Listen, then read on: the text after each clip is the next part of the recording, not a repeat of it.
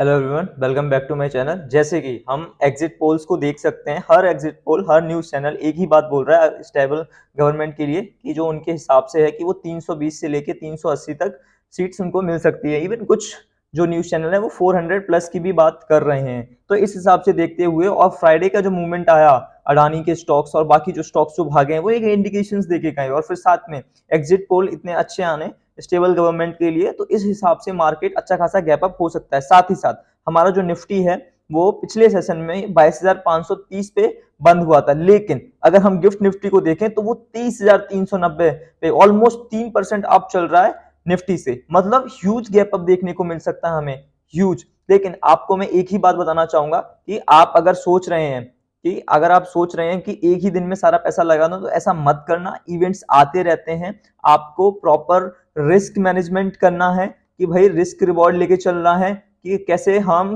अपने ट्रेड को एक सक्सेसफुल बना सकते हैं। ठीक है, ये जरूरी नहीं होता कि एक ही ट्रेड में सारा पैसा कमाया जाए, हीरो जीरो किया जाए। अगर आप एक अच्छे ट्रेडर हैं तो रूल्स फॉलो कीजिएगा, ऐसा नहीं है कोई बात नहीं। अभी एज अ बिगिनर आप उसको ऑब्जर्व कीजिए ताकि आने वाले टाइम में, आने वाले इवेंट्स में आप उसको और अच्छी तरह से समझ सके और अच्छे से ट्रेड कर सके।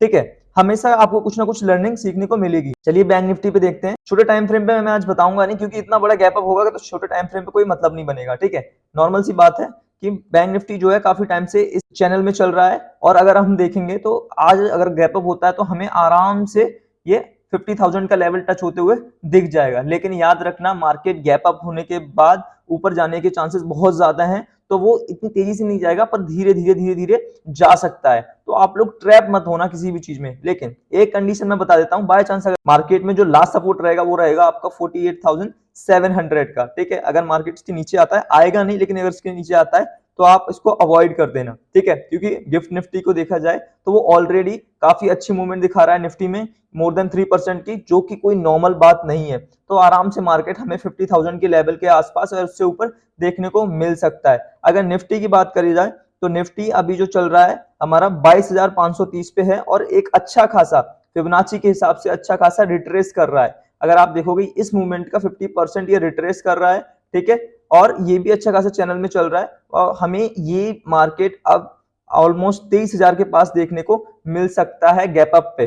ठीक है, अगर मार्केट गैप अप होता है और उसके बाद कुछ प्राइस एक्शन बनता है तो मैं अपने टेलीग्राम ग्रुप में डाल दूंगा, लेकिन उससे पहले आपको नीचे के लिए भी कोई प्लान नहीं करना है अनटिल अनलेस जो मैंने बैंक निफ्टी में सपोर्ट और रेजिस्टेंस बनाया नहीं है। और निफ्टी के लिए यही लेवल एक इंपॉर्टेंट है 22,400 का।